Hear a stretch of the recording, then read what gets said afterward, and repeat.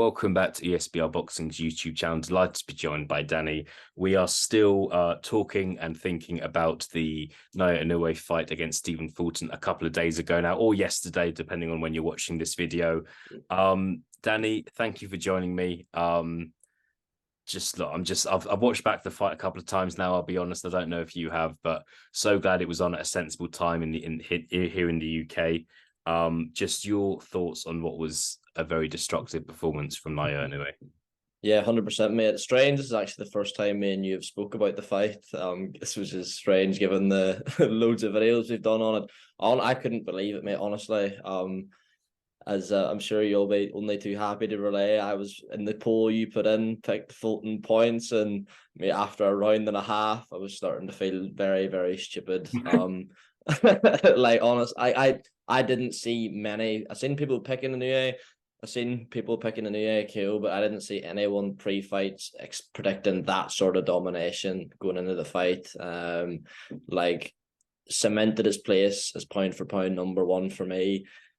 It'll take something very special in this Terence Crawford Errol Spence fight for anyone to unseat it. I can't see him happening, but yeah, just a proper sort of legendary performance, to be honest. It feels like a bit of a breakout one as well, because even a couple of my casual mates, hate to use the term because I'm sure me and you are casual to some people, but were sending me stuff of Inoue, and yeah, really, really special performance. Yeah, I think breakthrough is the right word. It was just such an elite performance, and look, you just want to see what else this guy can do. He's already a four-weight world champion, 30 years old. You just want to see what else he can accomplish. Anyway, on to the subject in hand. A Naoya Inoue, Gervonta Davis, don't know if you want to call it a fantasy fight. Maybe it could actually happen one day. Has been discussed in the past. I think it's been discussed in the past 24, 48 hours. First question to you, Danny. So Gervonta Davis was at that 136 pounds catch weight in his last fight against Ryan Garcia. Looks to me like he could still comfortably make lightweights at 135 pounds. Inoue, unified world champion at 122 pounds at super bantamweight now. Chances of this fight ever happening? What do you think? I hate to put the pin in the balloon so soon, but you can't really say it. I don't think. I'd love to be proven wrong, but I know they're a similar height. But Gervonta Davis, I would imagine, walks around at 150, 155 pounds. I would say he's fought at 140 before. I know he started out at 126, but he's never getting down there again. And as good as Inoue looked at 122 pounds, we're still yet to see him against a featherweight. Do you know what I mean? It almost feels like an inevitability he'll fight it there in the not too distant future. Maybe if Inoue went in and done what he done to Stephen Fulton, to like a Ray Vargas or something like that, then you could start having the conversation a bit more seriously. But at the minute, I'm leaning towards it being more sort of fantasy. And another thing as well, Davis is obviously a huge commercial star in the States. Inoue is a massive commercial star in Japan. Where's this fight going to be? You know what I mean? If you have it in the States, you're really losing a chunk of the Japanese audience, and vice versa. Saw all the American fans on Twitter complaining about having to get up or stay up to watch a fight. It was quite funny from me and you both staying up very late on numerous occasions, but I can't see it, mate, personally, unfortunately. What about you? Any optimism? There's a little bit of optimism, not a lot. Let me put a scenario towards you. Inoue looks like he's going to fight Tapales soon, which should be an undisputed fight. It's rumored that fight's can happen in November. I think you could say there aren't bundles of fights for him at super bantamweight in terms of big global super fights. Inoue turns 31 next year. He might be thinking, maybe I've got 2 to 4 years left in this sport. It's kind of super fights left for me only. So he could have a fairly short stay at super bantamweight. And at featherweight, look, you've got some great fights at featherweight. We don't just kind of go into it too much, like Robsy Ramirez being one of them. I've seen a few people discussing possibly fighting the winner of Lee with Josh Warrington next year. next year. Who's discussing that? You never know. You never know. We live in hope. Could be, it could be greeted by the Ellen Road faithful in a few months' time. You never know. But in a way, in a few months' time could be fighting at featherweight. Yeah. If he beats a top featherweight, say February, March next year, beats Robbie Ramirez next year, gets on the microphone in Japanese, of course, and says, and calls out Gervonta Davis, and at some sort of catch weight, i.e. wants Gervonta Davis to drop maybe a couple of pounds, fight him at 132 pounds, 133 pounds. In that scenario, do you think Gervonta Davis would meet him at that weight? Do you think it could then be a possibility? I'm aware I'm saying lots of ifs and buts here, and then the fight therefore would happen in 13, 14 months time from now. Any sort of chance there? You know what? Maybe it's the optimist in me. You sort of have half that situation you've laid out. It's not beyond the realms of possibility, because I do think in terms of money fights at super bantam, there's not much, and there's not much at featherweight either. Like Gervonta Davis is probably the closest fight to him in terms of weight. It's a big name.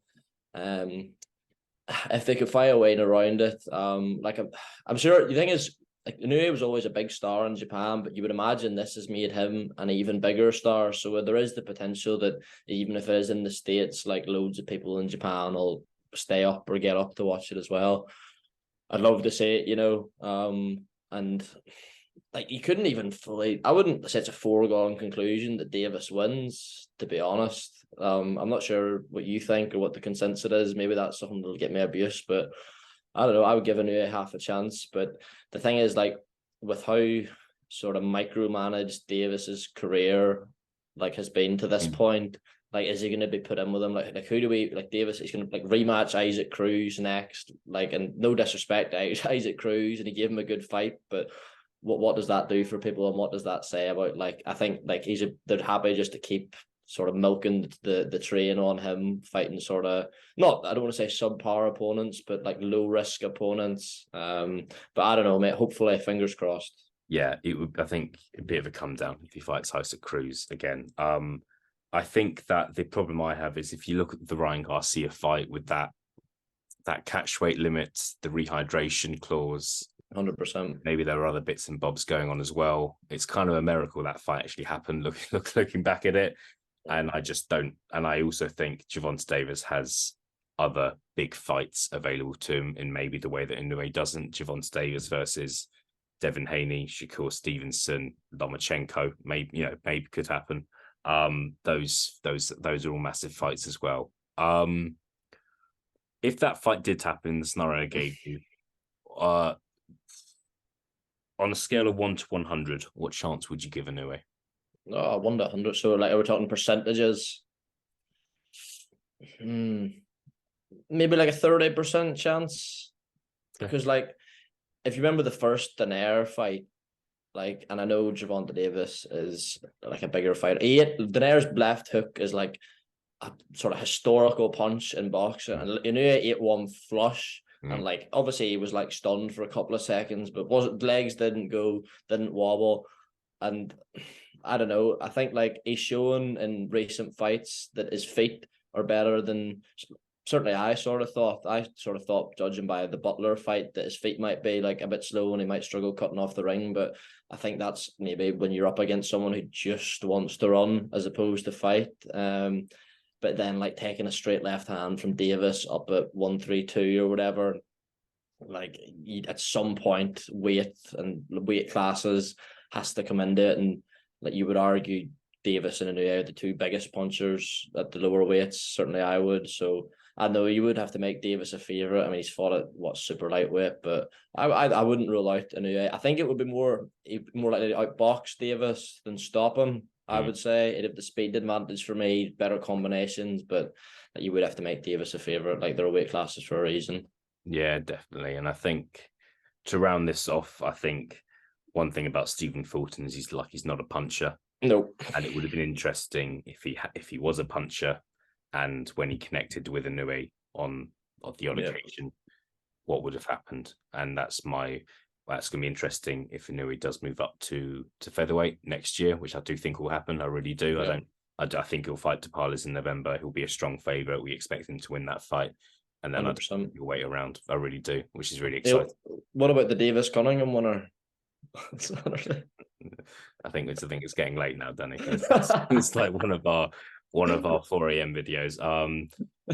Yeah, who knows? Maybe we'll fight Liam Davis and Telford, But no, it's all we could.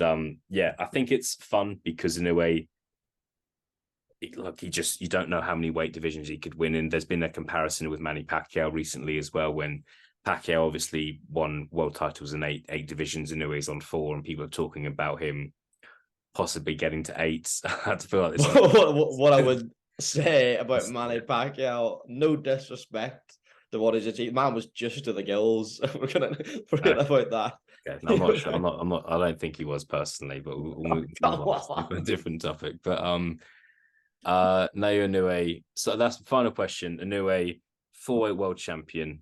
How many weights will he get up to? See, the thing is, it depends. Like if he keeps doing what he's doing and goes for like undisputed in each weight, like he'll find himself beat sooner rather than later. But if he starts doing like to come back to Gervonta Davis, like carefully picking and sort of what Mayweather done, like weaker champions in certain weight classes. Yeah. Oh, right. So who is there? Featherweight, he could win a world title for me. Like he'll beat like if the winner Lee Wood and Josh Warrington still has. I shouldn't laugh. That's disrespectful. But if they still have the WBA world title, like you beat either of them for me. 130. Cardenas is a tough fight for him. Cardenas is a lot bigger than him. O'Shaki Frost. Navarrete, I give him a chance again. I'll give him a chance against Navarrete or Oscar Valdez, whoever wins that. Lightweight is where it becomes a bit of a piss take. I think 130 from what we've seen now is where I would like max him out that, but happy to be proved wrong.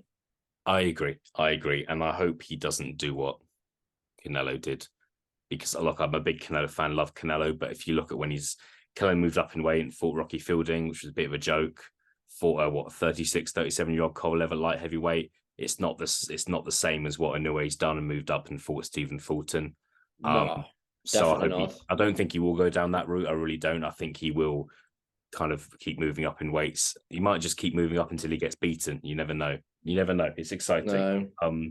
We'll leave it there, Danny. This video was quite a bit longer than we wanted it to be, but that's okay. Hopefully lots of people tune in, and enjoy it. Got a feeling this won't be the last video we do about Inoue, but we'll see. Danny, thank you very much for joining me. And looking forward to what is next in the career of Naoya Inoue. Danny, thank you very much for your time. Cheers, mate.